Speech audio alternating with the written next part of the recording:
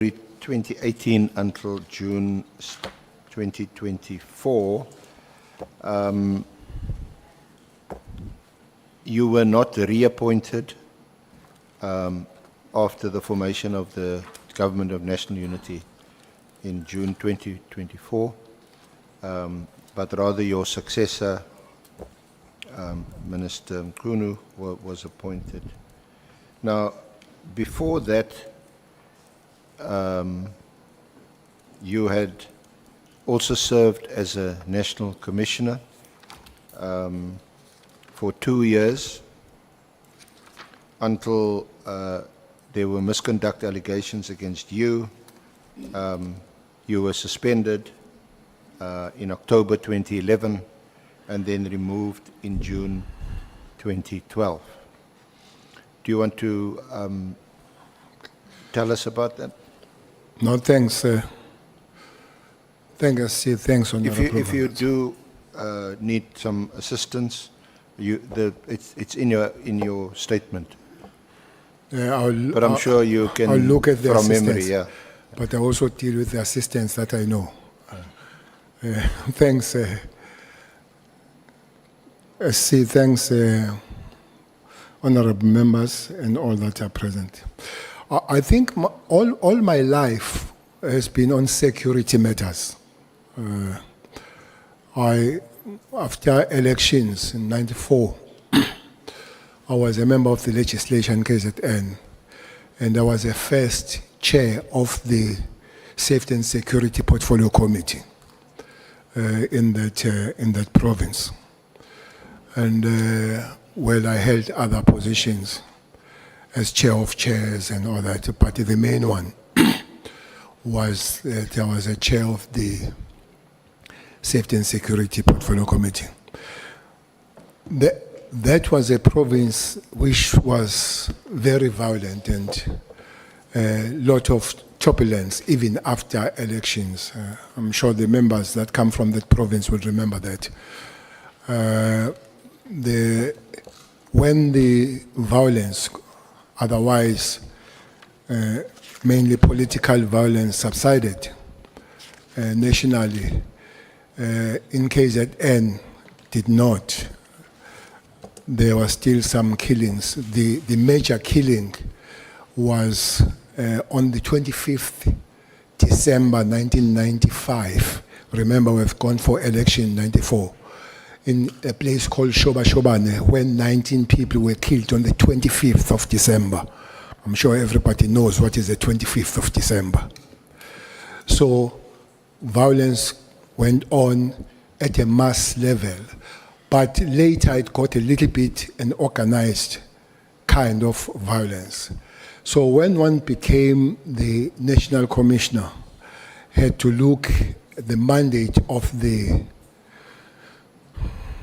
Constitution, what you're supposed to do is to try and keep South Africans safe and do things in a way that they're supposed to put South Africans first and put them safe and all that. So I was approached to be a National Commissioner of the South African Police. I must say, I did not agree initially. I did not like it. I was comfortable because I was an MSc in KZN by that time. MSc of Security and Transport. So for me, province was nice and comfortable. I was not very much keen to go national. I remember when I was approached by the president, which I think is his constitutional prerogative to appoint national commissioners, I said to him, Baba, I'm not very keen, but unless you say you are instructing me, so I'll do it. And he said, I'm instructing you. I said, okay, then I'll take the instruction. And I became then the National Commissioner, I think it was June 2009. Who was then Minister of Police? The Minister of Police was Mthethwa, the late Mthethwa. May his soul rest in peace. And then I went to be introduced. I was supposed to start 3 months earlier, but JK, who was the National Commissioner, had not been told, and the statute says you must be told 3 months before if you are not going to be appointed again as a national commissioner. So that's what delayed my appointment, that it came in July 2009. So as it came, I was introduced in Mahlambandlovu. All generals were invited. You could see that there was some shock in some other generals that who is this outcomer who comes here when they're on general. But one adapted quite quick, and the working relationship with all the generals was very cordial, with except a few. Fortunately, we had a target, we had a focus to work towards. That was World Cup 2010. So we had a very little time to do other things, but we had to deal, make sure that 2010 is safe. One worked with everybody that found there, especially in the headquarters where Masimula would be part of them.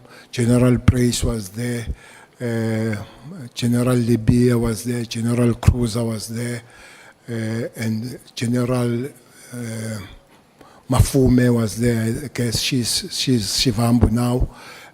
Were there. So General Hlela from Eastern Cape. These generals you find there, they were from different disciplines of policing. They were from Bantustans and from the original SAPF, South African Police Force.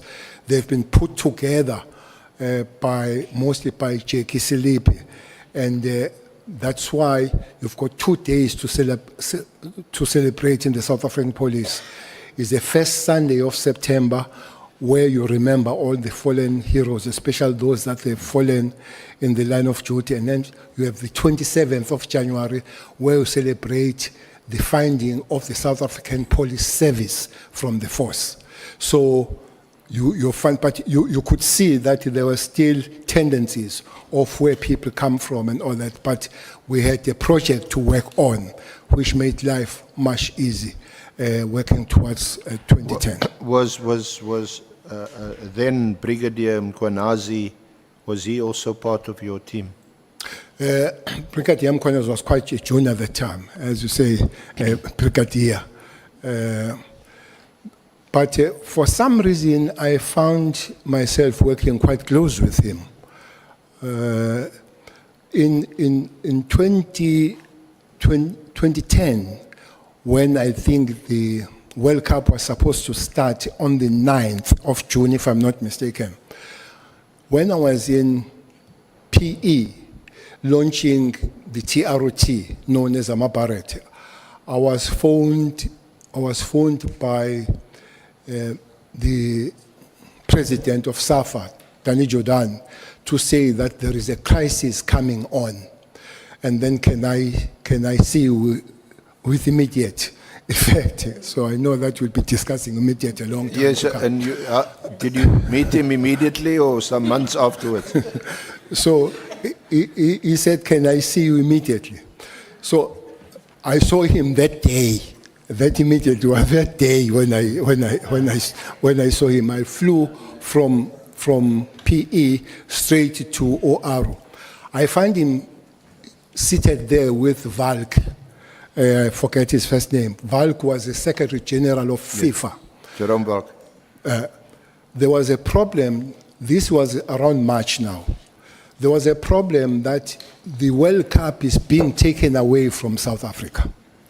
There was a big clash between Valk and FIFA President Blatter to say, you said the cup must go to South Africa, and there is a lot of crime in South Africa. There were 2 countries that they said they were ready to host. That was Australia and Germany.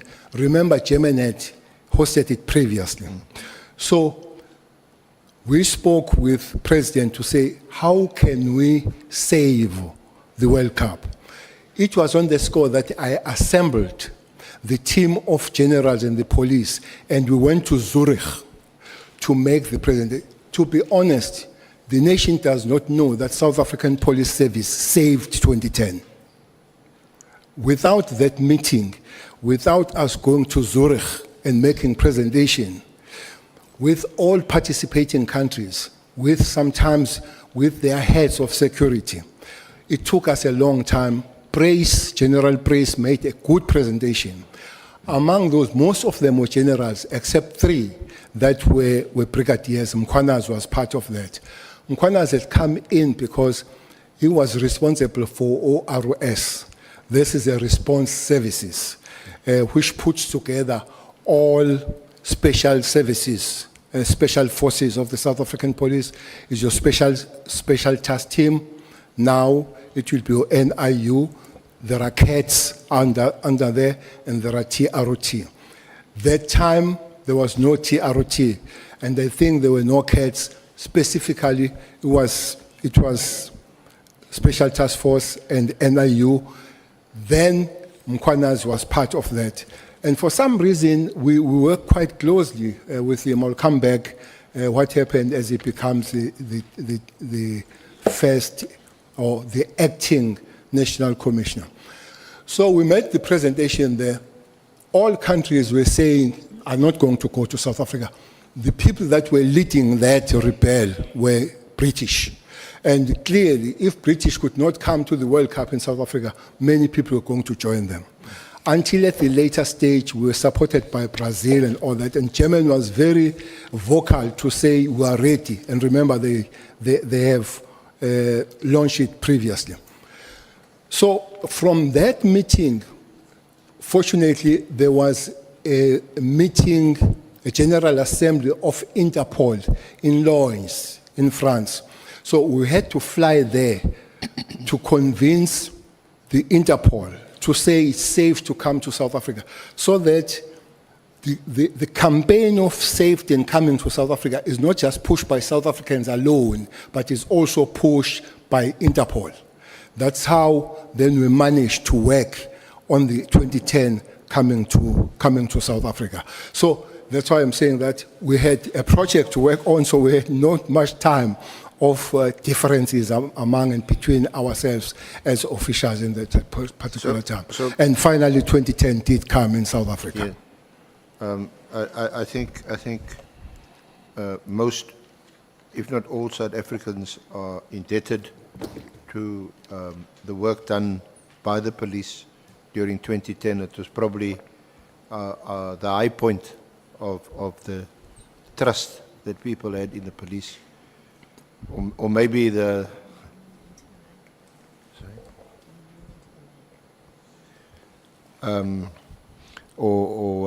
so that there was a high level of trust, or maybe the crooks and the robbers just took a break in 2010, watching the football. But seriously, it was a high point in this country.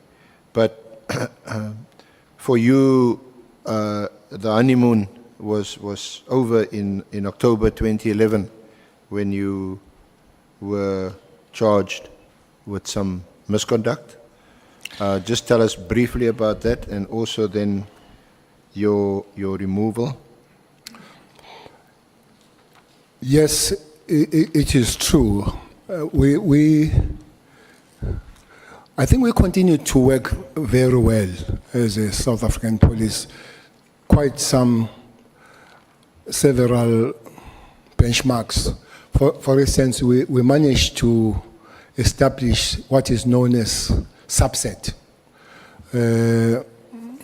South African Police Service Education Trust, was established at that time under that management. It's quite big today. I know that its job was to help the young orphans produced by the death of the officers that dying on the line of duty. So those were things to do. One other thing was the well-being and welfare of the police. We wanted to see them fit. They behave better. So we also negotiated. South African police, even today, they've got a special reduction of about 20 to 30% with Virgin Active in the country. It was negotiated at the time to work on that. So quite good things happened in that time, working with a collective of the management in that particular time. One report we received was the fact that the Waghuis is a headquarters of the South African police in Pretoria, was condemned as a building dangerous. For instance, if you go there on the rainy days down, there is just the Mississippi River water, the stagnant there, and all that kind of stuff, and the lifts are not working, and but every office is overpopulated with paper, so it was condemned. We had to get the new premises. So it is on that score that I signed the need. What happens? The director generals of different departments, they sign their needs when it comes to the acquiring the property, and they hand over that to Public Works. So that's what happened. So Public Works had to negotiate further how we get the building. So for some reason, it was alleged that one had done wrongly when I followed the same thing. So the public protector then was put on working on the matter. Public protector recommended that the minister had to take the action against the national commissioner, that is Mthethwa Thucelo. But the president did not see it that way. President wanted to put the commission to look at the fitness of the commissioner to the office in that particular time. And then, funny part of it is that in September, I visited the president. We spent 45 minutes, and I briefed him to say the next day I was going to go to Mpumalanga to launch the safety season. And the president, we spent 45 minutes, and then he said goodbye to me. He said it in Sizulu, "Tuhambe kahle mfana kithi." So I didn't know that I was going forever. But and then I left. He said he was busy meeting some people. What I didn't know is that those people who I was busy with, they were discussing my suspension. Yeah.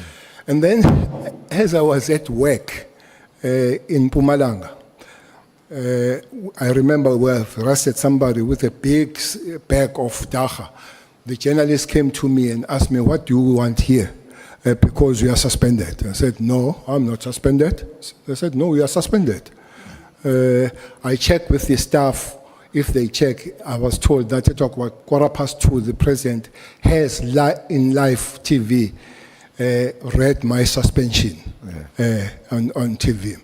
So I was supposed to go there with Mkhwanazi to that operation, but I don't know what time.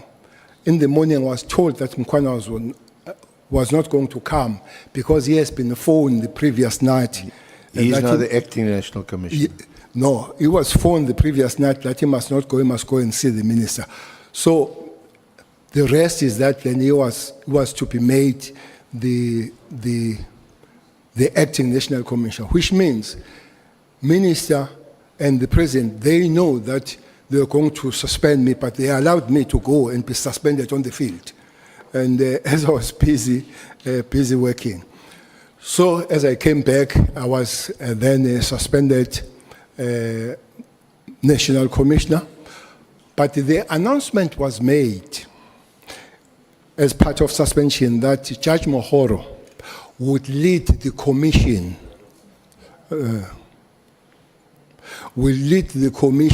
that will check the fitness of the office. And then one had to sit and wait for that time to come. But at a later stage, it was changed from Mohoro, and it was made Moloi from Free State. And I was told that the minister phoned the president and told him that the minister was too close to Judge Mohoro because she was working as one of the trustees of the Education Trust, which was chaired by Smangaliso Mkhwanazi. So they felt that it was too close. Maybe it would be biased towards Cele. That's why they changed and they brought Moloi from Free State. I must say that commission was very much loaded against me. For instance, a person that has been my main accuser was Hlela, who used to be a commissioner of the South African, or who used to be a commissioner of police in Ciskei. And the prosecutor there was Noche, who used to be the minister of police in Ciskei. So Hlela and Noche were coming from Ciskei and they were prosecuting me. But one person that was there was Judge Madanga, who was one of the leaders of the... He was the evidence leader. Yes.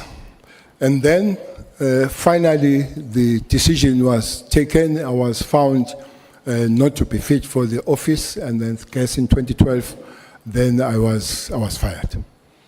But we know that you subsequently challenged that decision. You took it on review, and it was granted in the High Court, although it was not opposed by the South African Police or the Minister of Police, and you were then cleared. But just to backtrack a bit, what would have been the motivation, to your knowledge, for your initial suspension and the subsequent